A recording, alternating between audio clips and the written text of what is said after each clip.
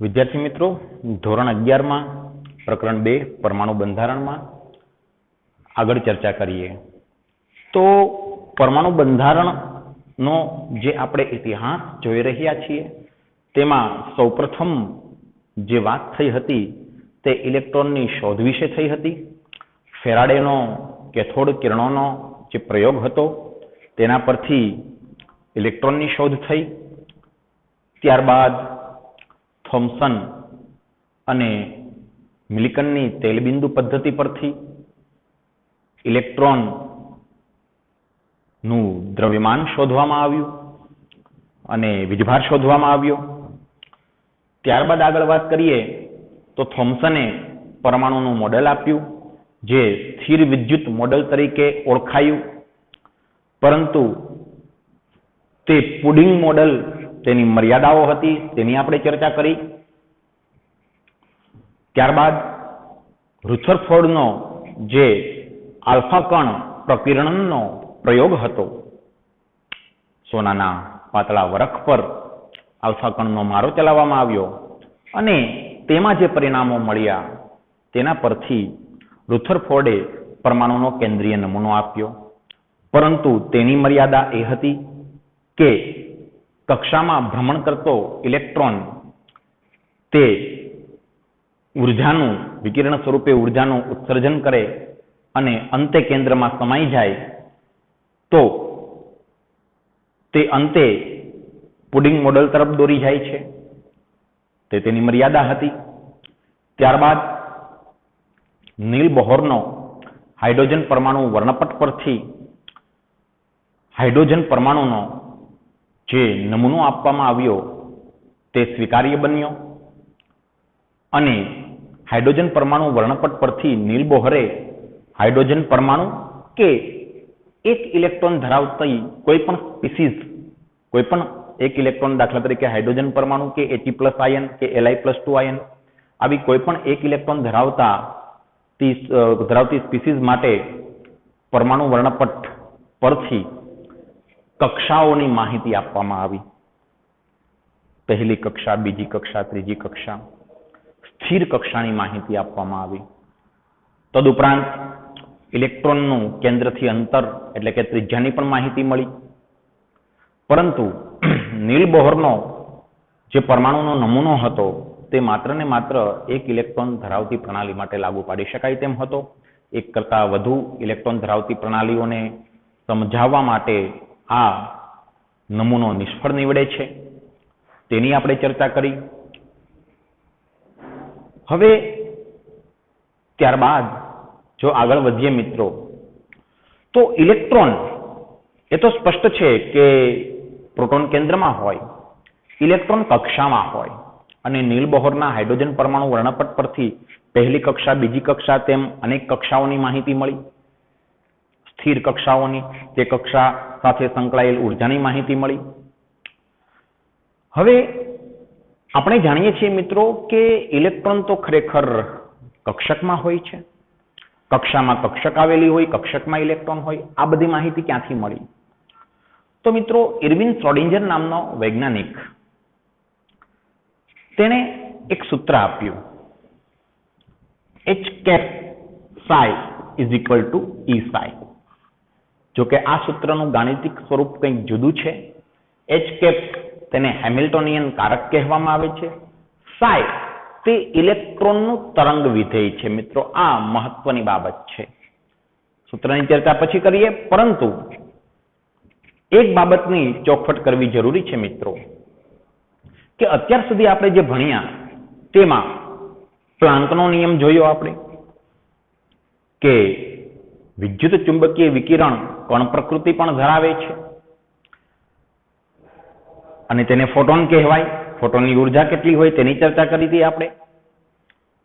તદુપરાંત દ બ્રોગલીનો સિદ્ધાંત આપણે જોયો કે ગતિશીલ અતિસૂક્ષ્મ કણ તરંગ પ્રકૃતિ ધરાવે છે.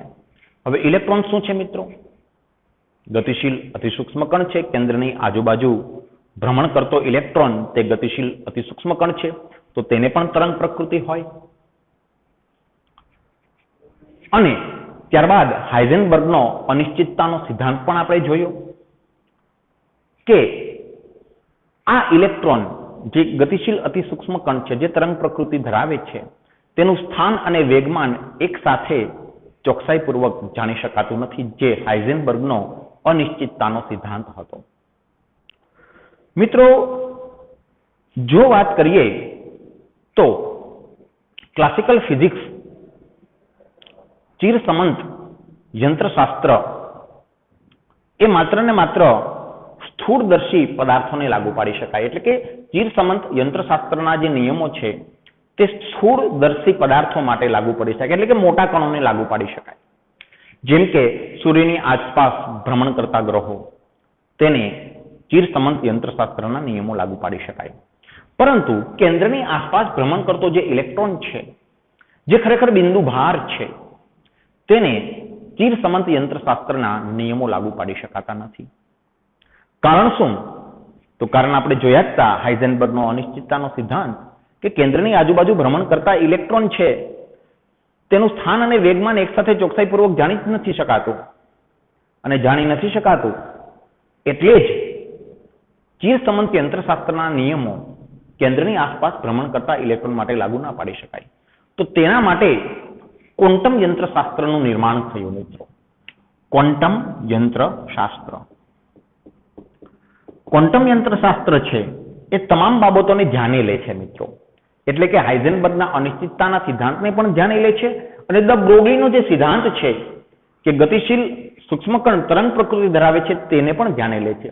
આ બાબતો ચિરસમંત યંત્રશાસ્ત્ર ધ્યાને લેતી નથી, અને તેથી જ ચિરસમંત યંત્રશાસ્ત્ર માત્ર ને માત્ર સ્થૂળદર્શી પદાર્થોને લાગુ પાડી શકાય, જ્યારે ક્વોન્ટમ યંત્રશાસ્ત્ર છે એ કેન્દ્રની આસપાસ ભ્રમણ કરતા ઇલેક્ટ્રોનને લાગુ પાડી શકાય. કારણ કે ક્વોન્ટમ યંત્રશાસ્ત્રમાં તમામ બાબતોનો ખ્યાલ રાખવામાં આવ્યો છે, જેમ કે ગતિશીલ ઇલેક્ટ્રોન તરંગ પ્રકૃતિ ધરાવે છે અને તેનું સ્થાન અને વેગમાન એક સાથે ચોકસાઈપૂર્વક જાણી શકાતો નથી. એટલે કે દ બ્રોગલીનો સિદ્ધાંત અને હાઇઝનબર્ગનો અનિશ્ચિતતાનો સિદ્ધાંત ક્વોન્ટમ યંત્રશાસ્ત્ર જાણે લે છે મિત્રો.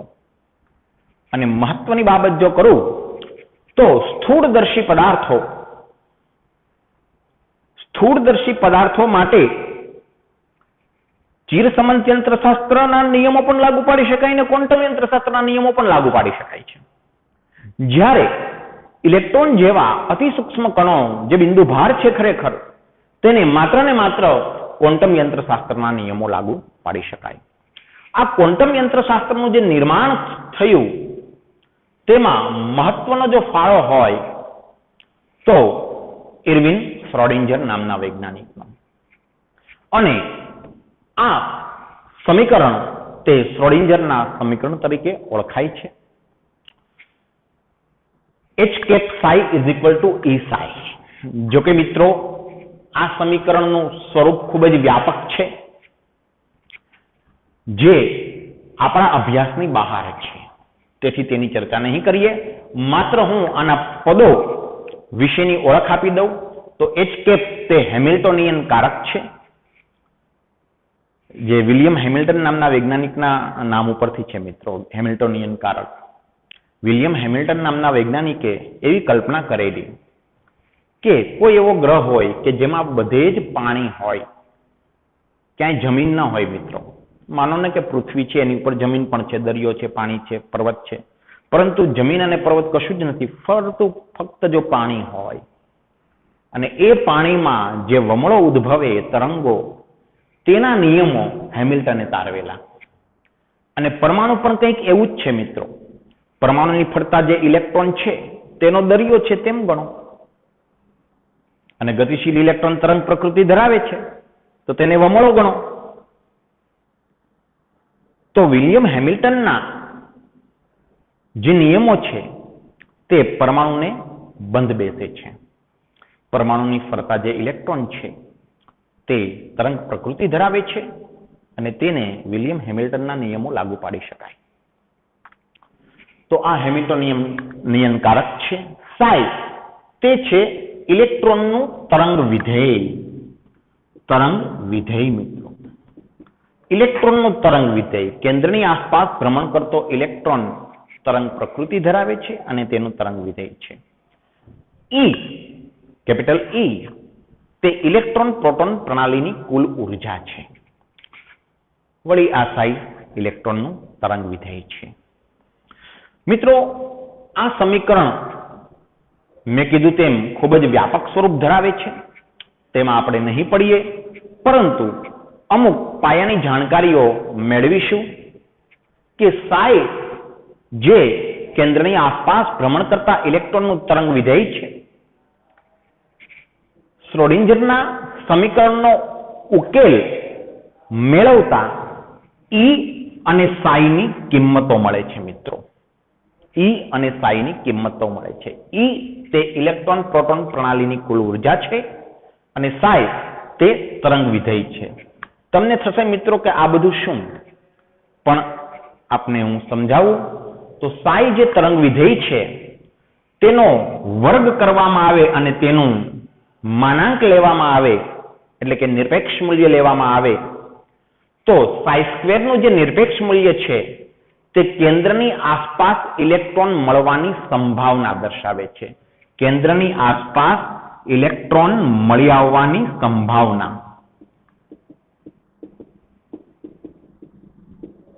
જો ફરીવાર કહું છું મિત્રો કે શ્રોડિંજરનું જે તરંગ સમીકરણ છે તે કોઈ ચોક્કસ પરમાણુમાં ભ્રમણ કરતા ઇલેક્ટ્રોનને લાગુ પાડવામાં આવે અને તેનો ઉકેલ મેળવવામાં આવે અને સાઈ સ્ક્વેરનું જે મૂલ્ય મળે તે કેન્દ્રની આસપાસ ઇલેક્ટ્રોન મળવાની સંભાવના દર્શાવે છે। અને કેન્દ્રની આસપાસ ઇલેક્ટ્રોન મળવાની સંભાવના જ્યાં 95% કરતા વધુ હોય તેવા વિસ્તારને કક્ષક કહેવામાં આવે છે। મિત્રો ફરી વખત સાઈ તરંગ વિધેય છે, કેન્દ્રની આસપાસ ભ્રમણ કરતા ઇલેક્ટ્રોનનું તરંગ વિધેય છે સાઈ, અને સાઈ સ્ક્વેરનું મૂલ્ય જ્યાં 95% થી વધુ મળતું હોય તેવો વિસ્તાર તે કક્ષક તરીકે ઓળખાય છે। એટલે જ આપણે કહીએ છીએ કે ઇલેક્ટ્રોન કક્ષામાં નથી, કક્ષકમાં છે। મિત્રો ફરીવાર કહું છું, કક્ષક એટલે શું, તો કે કેન્દ્રની આસપાસ ઇલેક્ટ્રોન મળવાની સંભાવના જ્યાં મહત્તમ હોય તે વિસ્તારને કક્ષક કહેવામાં આવે છે। અને ઇલેક્ટ્રોન મળવાની સંભાવના એટલે સાઈ સ્ક્વેરનું મૂલ્ય જ્યાં 95% કે તેથી વધુ હોય તેવો જે કેન્દ્રની આજુબાજુનો વિસ્તાર છે તેને કક્ષક કહેવામાં આવે છે। એટલે ઇલેક્ટ્રોન કક્ષકમાં હોય છે। વળી શ્રોડિંજરના સમીકરણ ઉપરથી એ પણ ખબર પડી કે ઇલેક્ટ્રોન છે તે કણ નથી, તે વિદ્યુત વાદળ છે। મિત્રો વિદ્યુત વાદળ એટલે કે કેન્દ્રની આસપાસ ફેલાયેલું ઋણભારિત વાદળ છે, તે કણ નથી। તે શ્રોડિંજરના તરંગ સમીકરણના ઉકેલ પરથી માહિતી મળી આવી છે, જે ખૂબ જ અઘરી ગાણિતિક ક્રિયાઓ છે, તેથી આપણા સિલેબસ બહારની વસ્તુ છે। ટૂંકમાં મિત્રો શ્રોડિંજરનું આ સમીકરણ છે તે કક્ષકો વિશે માહિતી પૂરી પાડે છે। જો મિત્રો નીલ બોહરનો હાઇડ્રોજન પરમાણુ વર્ણપટનો જે અભ્યાસ છે તેના પરથી કક્ષાઓની માહિતી મળી અને શ્રોડિંજરના સમીકરણ ઉપરથી કક્ષકોની માહિતી મળી। આ ટૂંકમાં આવું કહી શકાય। બીજી વસ્તુ એ છે કે જેવી રીતે નીલ બોહરનો પરમાણુ નમૂનો માત્ર ને માત્ર એક ઇલેક્ટ્રોન ધરાવતી પ્રણાલી માટે લાગુ પાડી શકાય છે, તેમ શ્રોડિંજરનું પણ તરંગ સમીકરણ માત્ર ને માત્ર એક ઇલેક્ટ્રોન ધરાવતી પ્રણાલી માટે બંધ બેસે છે। એક કરતા વધુ ઇલેક્ટ્રોન હોય તો સાઈ સ્ક્વેરનું મૂલ્ય ચોક્કસ નથી મળતું, તેથી આશરે મૂલ્ય પર આધાર રાખવો પડતો હોય છે।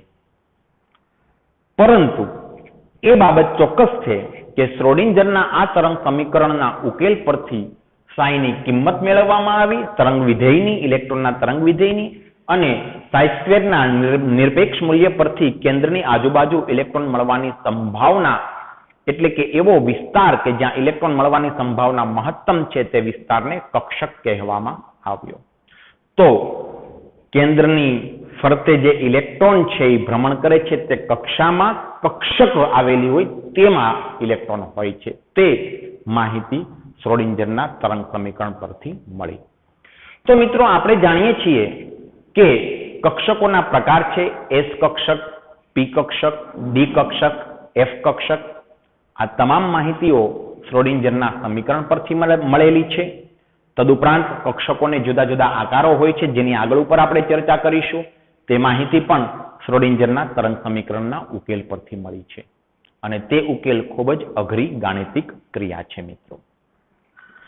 પરંતુ આપણે જે વાત કરવાની છે તે વાત ઉપર આપણે આગળ વધીએ તો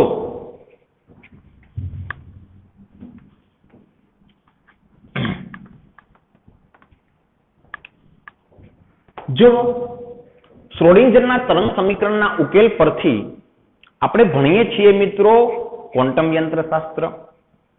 શ્રોડિંજરના તરંગ સમીકરણના ઉકેલ પરથી 3 ક્વોન્ટમાંકો ઉપસી આવ્યા. 3 ક્વોન્ટમાંક, ક્વોન્ટમાંક n, m અને l. n ને કહેવાય છે મુખ્ય ક્વોન્ટમ આંક.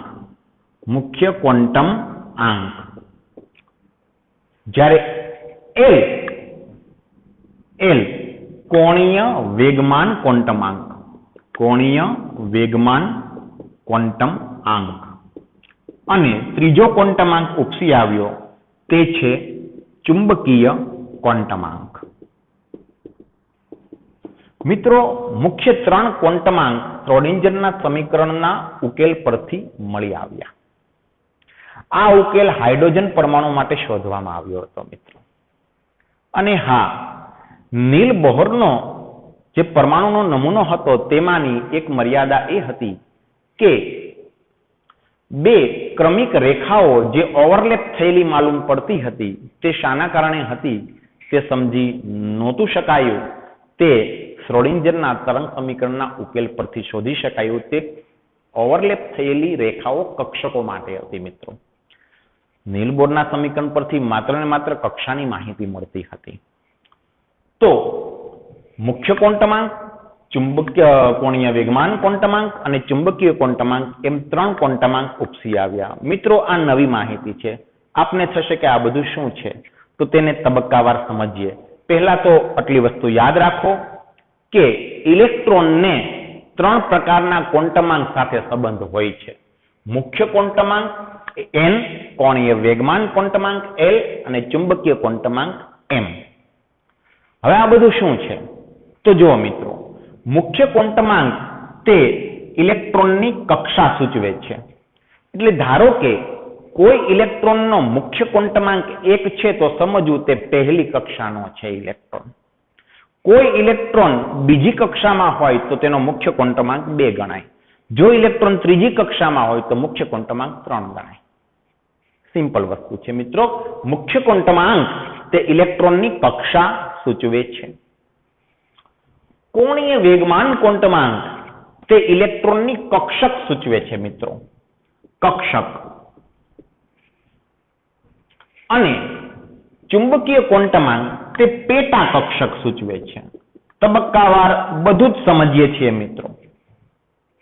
સૌ પ્રથમ વાત કરીએ તો મુખ્ય ક્વોન્ટમાંક તે ઇલેક્ટ્રોનની કક્ષા સૂચવે છે. કોણીય વેગમાન ક્વોન્ટમાંક l તે ઇલેક્ટ્રોનની કક્ષક સૂચવે છે અને ચુંબકીય ક્વોન્ટમાંક m તે પેટા કક્ષક સૂચવે છે. જુઓ મિત્રો, દાખલા તરીકે n છે તેના કેટલા મૂલ્ય હોઈ શકે તો કે 1, 2, 3, 4 થી ઘણા બધા. કોઈ પણ મૂલ્ય હોઈ શકે ઇલેક્ટ્રોનનું. 1 પણ હોઈ શકે, 2 પણ હોઈ શકે. તો મુખ્ય ક્વોન્ટમાંક n નું મૂલ્ય 1, 2, 3, 4 વગેરે હોઈ શકે. કોઈ ઇલેક્ટ્રોનનો મુખ્ય ક્વોન્ટમાંક 2 છે તો સમજવું તે બીજી કક્ષામાં ભ્રમણ કરે છે. કોઈ ઇલેક્ટ્રોનનો મુખ્ય ક્વોન્ટમાંક 3 છે તો તે ત્રીજી કક્ષાનો ઇલેક્ટ્રોન છે. તો n ના મૂલ્યો 1, 2, 3, 4 વગેરે હોઈ શકે. l ના મૂલ્ય શું હોય મિત્રો? l ના મૂલ્યો છે, l ના મૂલ્યો 0 થી n-1 સુધીના હોય છે. તમને એમ થશે કે મિત્રો આ શું છે બધું, તો હું સમજાવું છું. જો મિત્રો, S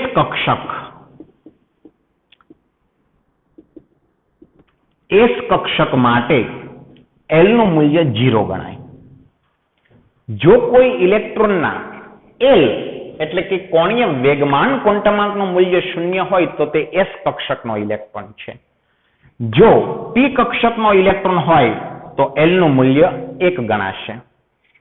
જો d કક્ષક હોય, ઇલેક્ટ્રોન d કક્ષકનો હોય તો L નું મૂલ્ય 2 અને f કક્ષકનો હોય તો L નું મૂલ્ય 3. આમ તો મિત્રો f પછી પણ કક્ષકો હોય છે g, h, i, પરંતુ તેવી કક્ષકો હોય ને તેમાં ઇલેક્ટ્રોન હોય તેવા તત્વો હજુ સુધી તો મળ્યા નથી. તેથી માત્ર આપણે f કક્ષક સુધીની વાતો કરીશું. તો L ના મૂલ્યની જો વાત કરું મિત્રો તો L નું મૂલ્ય S કક્ષક માટે 0 હોય છે, P કક્ષક માટે 1 હોય છે, D કક્ષક માટે 2, F કક્ષક માટે 3 હોય છે. આ થયા કોણીય વેગમાન ક્વોન્ટમાંકના મૂલ્યો. હવે મેં અહીં લખ્યું છે કે L ના મૂલ્ય એટલે કોણીય વેગમાન ક્વોન્ટમાંકના મૂલ્યો 0 થી n-1 સુધીના હોય છે. એટલે કે L ના મૂલ્યને n ના મૂલ્ય સાથે સંબંધ છે. આ બાબતને આપણે સ્પષ્ટતાપૂર્વક સમજીએ તો જુઓ મિત્રો, n નું મૂલ્ય અને અહીં લખીશું L ના મૂલ્યો. n નું મૂલ્ય 1 એટલે શું મિત્રો? તો કે પહેલી કક્ષા. n નું મૂલ્ય 2 એટલે બીજી કક્ષા. n નું મૂલ્ય 3 એટલે ત્રીજી કક્ષાનો ઇલેક્ટ્રોન માટે n બરાબર 3, મુખ્ય ક્વોન્ટમાંક 3. અને n નું મૂલ્ય 4 એટલે ચોથી કક્ષા. હવે મિત્રો L ના મૂલ્ય અગાઉ વાત કરી તે મુજબ L કોણીય વેગમાન ક્વોન્ટમાંકના મૂલ્યો આ બધા ક્વોન્ટમાંક શ્રોડિંજરના સમીકરણ પરથી ઉતરી આવેલા છે મિત્રો. L નું મૂલ્ય 0 થી n-1 સુધીનું હોય છે. ફરીવાર અહીં એક બાબત કહી દઉં કે કક્ષક અને L નું મૂલ્ય તો જુઓ મિત્રો S, P, D અને F કક્ષક માટે L ના મૂલ્યો અનુક્રમે 0, 1, 2 અને 3 હોય છે. L નું મૂલ્ય જો 0 હોય તો S કક્ષક છે, L નું મૂલ્ય 1 હોય તો P કક્ષક છે વગેરે. તો જુઓ મિત્રો પહેલી જે કક્ષા છે તેમાં આપણે જાણીએ છીએ કે એક જ કક્ષક હોય છે S કક્ષક, જેને 1s થી ઓળખીએ છીએ. ઇલેક્ટ્રોન રચના જોઈતી આપણે. તો હવે પહેલી કક્ષામાં એક જ કક્ષક છે S. બીજી કક્ષામાં S અને P એમ બે પ્રકારની કક્ષકો છે મિત્રો. ત્રીજી કક્ષામાં S, P અને D એમ 3 પ્રકારની કક્ષકો છે. ચોથી કક્ષામાં S, P, D અને F એમ કુલ 4 પ્રકારની કક્ષકો છે. તમે જાણો છો મિત્રો.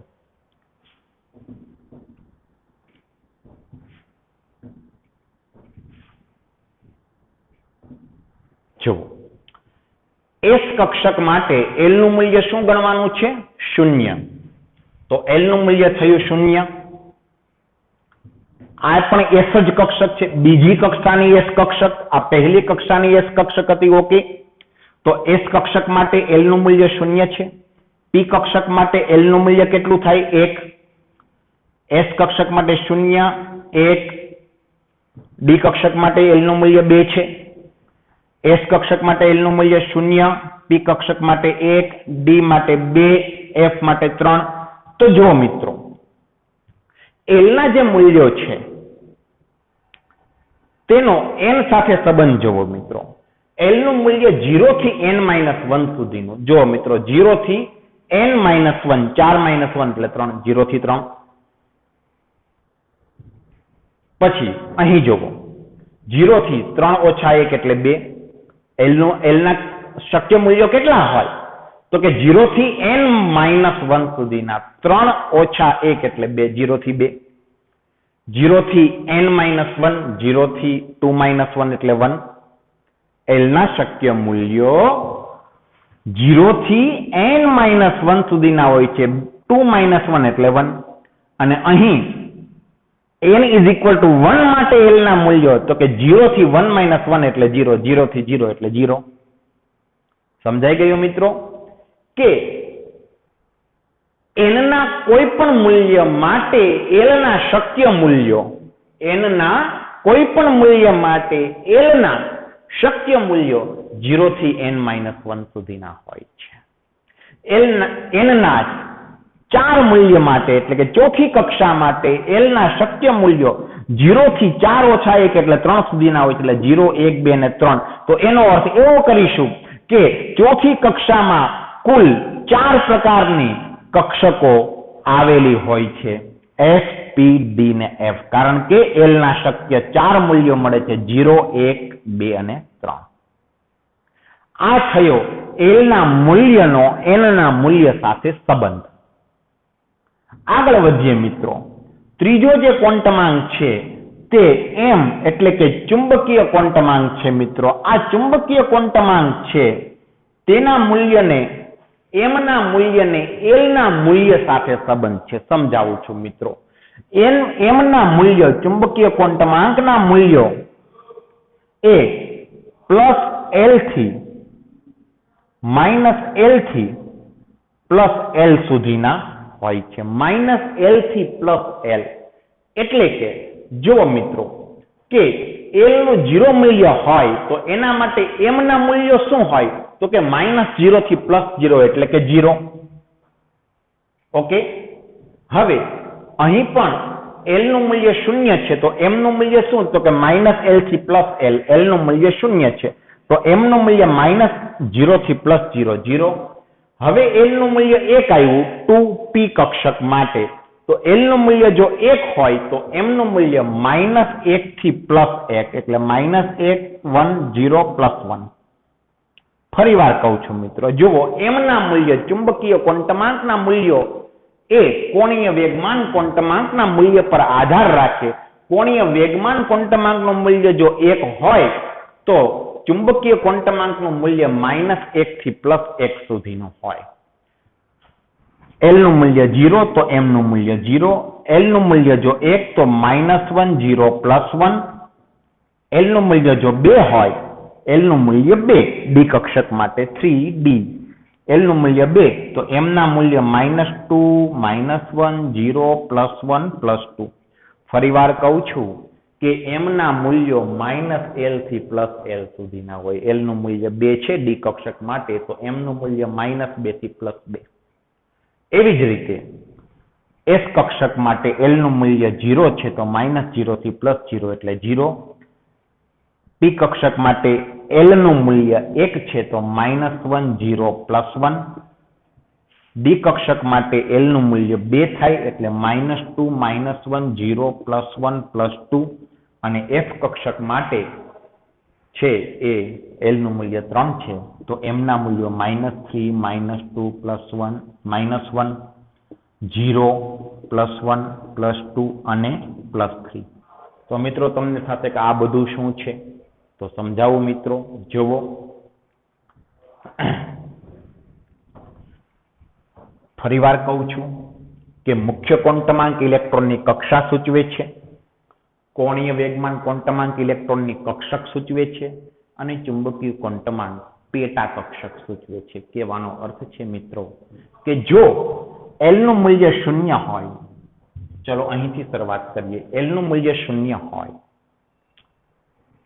તો એ S કક્ષક હોય તો એ S કક્ષક હોય. મિત્રો S માં આપણે એક જ કક્ષક દર્શાવતા હતા. પછી L નું મૂલ્ય જો 1 હોય તો P કક્ષક હોય. P માં આપણે 3 કક્ષકો દર્શાવતા હતા, PX, PY અને PZ. તો જુઓ મિત્રો L ના એક મૂલ્ય માટે P કક્ષક સૂચવે છે અને P માં પેટા 3 કક્ષકો એટલે આ 3 શક્ય મૂલ્યો થયા PX, PY, PZ.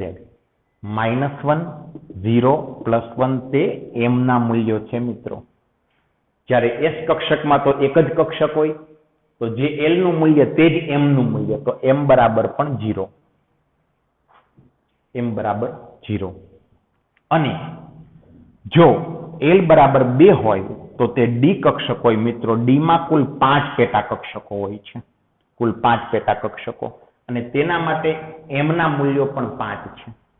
તે પ્રત્યેક પેટા કક્ષક માટે છે -2 -1 0 +1 +2. અને એફ કક્ષક માટે એલ નું મૂલ્ય 3 છે, એલ ઇઝ ઇક્વલ ટુ 3, તો એફમાં કુલ 7 પેટા કક્ષક હોય તો કુલ 7 પેટા મૂલ્યો થયા મિત્રો, એમ ના 7 મૂલ્યો, -3, -2, -1, 0, +1, +2 અને +3, કુલ 7 કક્ષકો મિત્રો. તો કહેવાનો અર્થ છે કે મુખ્ય ક્વોન્ટમાંક ઇલેક્ટ્રોનની કક્ષા સૂચવે છે, કોણીય વેગમાન ક્વોન્ટમાંક ઇલેક્ટ્રોનની કક્ષક સૂચવે છે અને ચુંબકીય ક્વોન્ટમાંક તે ઇલેક્ટ્રોનની પેટા કક્ષક સૂચવે છે. મિત્રો ફરીવાર કહું છું કે એલ નું મૂલ્ય 0 હોય તો તે એસ કક્ષક, એસમાં એક જ પેટા કક્ષક હોય છે, તેથી એમ નું મૂલ્ય પણ એક જ રહ્યું. પી કક્ષક માટે એલ નું મૂલ્ય 1 છે, પી ની 3 પેટા કક્ષક હોય, તેથી એમ ના 3 શક્ય મૂલ્યો મળ્યા, -1, 0, +1. ડી કક્ષક છે તેના માટે એલ નું મૂલ્ય 2 થાય, ડી ની 5 પેટા કક્ષક હોય, 5 પેટા મૂલ્યો મળ્યા. અને એફ જે છે તેના માટે એલ નું મૂલ્ય 3 થાય, તો એફ કક્ષકમાં કુલ 7 પેટા કક્ષક હોય, કુલ 7 મૂલ્યો મળ્યા, સ્વીકાર્ય મૂલ્યો. આ એન, એલ અને એમ તે શ્રોડિંજરના સમીકરણમાંથી ઉતરી આવેલા ક્વોન્ટમાંક છે મિત્રો. હવે આ ક્વોન્ટમાંકનો આપણે શું ઉપયોગ કરવાનો છે તે વાત કરીએ તો જુઓ મિત્રો, જો હું તમને વાત કરું કે કોઈ ઇલેક્ટ્રોન છે, એ ઇલેક્ટ્રોન ધારો કે 2p કક્ષકનો છે, તો કોઈ પૂછે તમને કે 2p કક્ષકના ઇલેક્ટ્રોન માટે મુખ્ય ક્વોન્ટમાંક અને કોણીય વેગમાન ક્વોન્ટમાંકના મૂલ્યો કયા, તો 2p કક્ષક માટે મુખ્ય ક્વોન્ટમાંક થશે 2. 2p કક્ષક એટલે બીજી કક્ષાની p કક્ષકનો ઇલેક્ટ્રોન, તો બીજી કક્ષા તો મુખ્ય ક્વોન્ટમાંક 2 થયો, મુખ્ય ક્વોન્ટમાંક કક્ષા સૂચવે છે તો 2 થયો. અને p કક્ષક છે તો કોણીય વેગમાન ક્વોન્ટમાંકનું મૂલ્ય કેટલું થાય મિત્રો, 1 થાય. p કક્ષક માટે કોણીય વેગમાન ક્વોન્ટમાંકનું મૂલ્ય 1 થાય. તો 2p કક્ષક માટે n અને l ના મૂલ્યો થાય 2 અને 1.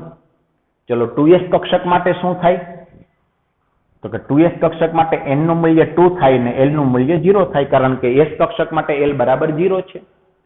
ચલો કોઈ પૂછે કે 3d કક્ષક માટે મુખ્ય ક્વોન્ટમાંક અને કોણીય વેગમાન ક્વોન્ટમાંકના મૂલ્યો કેટલા થાય, તો 3d કક્ષક એટલે ત્રીજી કક્ષાની છે એટલે n બરાબર 3 થઈ મૂલ્ય, ત્રીજી કક્ષા n બરાબર 3. અને d કક્ષક માટે l નું મૂલ્ય કેટલું હોય, તો કે d કક્ષક માટે 2 હોય l નું મૂલ્ય, તો l ઇઝ ઇક્વલ ટુ 2. કોઈ પૂછે કે 3p કક્ષકના મુખ્ય ક્વોન્ટમાંક અને કોણીય વેગમાન ક્વોન્ટમાંકના મૂલ્યો જણાવો, તો n બરાબર 3 મુખ્ય ક્વોન્ટમાંક ત્રીજી કક્ષા અને p કક્ષક માટે કોણીય વેગમાન ક્વોન્ટમાંકનું મૂલ્ય 1 છે, તો n બરાબર 3, l બરાબર 1. તો મિત્રો આ ક્વોન્ટમાંક પરથી કક્ષકની માહિતી મળે છે. હવે થોડો હું આગળ વધું છું મિત્રો, કે દાખલા તરીકે કે આ બીજી કક્ષાની p કક્ષક હોય તો મુખ્ય ક્વોન્ટમાંક 2 થયો, કોણીય વેગમાન ક્વોન્ટમાંક 1 થયો. હવે બીજી કક્ષાની p કક્ષક હોય મિત્રો, અહીં ક્રમાનુસાર કક્ષકો લખું છું મિત્રો. 1s કક્ષક જે આ છે, 2s કક્ષક જે આ છે, 2p કક્ષક જેમાં તમે આ 3 કક્ષકો આપણે બતાવીએ છીએ. તો આ તમામ કક્ષકોના 3 ક્વોન્ટમાંકના મૂલ્યોની જો ચર્ચા કરીએ તો આ પહેલી કક્ષાની s કક્ષક હોય તેનો મુખ્ય ક્વોન્ટમાંક થાય 1, કારણ કે પહેલી કક્ષા છે. હવે s કક્ષક છે એટલે કોણીય વેગમાન ક્વોન્ટમાંક થાય 0, l નું મૂલ્ય 0. અને l નું મૂલ્ય 0 હોય તો m નું મૂલ્ય 0 જ હોય. s કક્ષક એક જ પેટા કક્ષક હોય. l નું મૂલ્ય 0 હોય તો m નું મૂલ્ય -0 થી +0, 0. હવે 2s કક્ષકની વાત કરું તો n બરાબર 2, કારણ કે બીજી કક્ષા થઈ તો મુખ્ય ક્વોન્ટમાંક 2 થયો. l બરાબર 0, કારણ કે કક્ષક તો s જ છે, s કક્ષક માટે l નું મૂલ્ય 0 થાય અને m નું મૂલ્ય પણ 0 થાય. હવે મહત્વની બાબત અહીં આવે છે મિત્રો, જુઓ કે 2px કક્ષક, 2py કક્ષક અને 2pz કક્ષક, આ 3 કક્ષકો માટે ત્રણેય ક્વોન્ટમાંકના શું મૂલ્યો થાય, જુઓ મિત્રો બરાબર ધ્યાન રાખો. 2px કક્ષક એટલે બીજી કક્ષાની p કક્ષક પૈકી px કક્ષક, તો બીજી કક્ષા એટલે મુખ્ય ક્વોન્ટમાંક શું થયો, 2.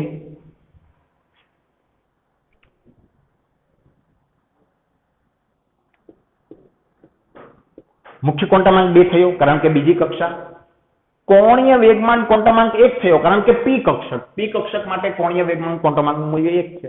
પણ પી ની પાછી કઈ કક્ષક છે? તો કે px, 2px. તો એના માટે આ પહેલું મૂલ્ય લેવાનું, -1 0 +1 આ m ના મૂલ્યો છે, તો m નું મૂલ્ય -1. હવે 2py કક્ષક, એના માટે હું ક્વોન્ટમાંકના મૂલ્ય લખું તો n = 2, l = 1 કારણ કે બીજી કક્ષાની p કક્ષક માટે l નું મૂલ્ય 1 છે અને m નું મૂલ્ય થાય મિત્રો 0 કારણ કે -1 0 +1 px py pz, 2px 2py 2pz, 3px 3py 3pz, 4px 4py 4pz, -1 0 +1 એમાં પણ આવશે પરંતુ મુખ્ય ક્વોન્ટમાંક 4 થાય એટલે 4p px py pz. તો 2pz માટે n નું મૂલ્ય 2 થશે, l નું મૂલ્ય 1 થશે, બીજી કક્ષાની p કક્ષક અને તેનો m +1 થશે એટલે કે ચુંબકીય ક્વોન્ટમાંક +1 થશે. તો આ રીતે ક્વોન્ટમાંક પરથી કક્ષકોની ઓળખ થાય છે. આગળ ઉપર આ ક્વોન્ટમાંકનો આપણે શું વધુ ઉપયોગ કરવાનો છે તે જોઈશું.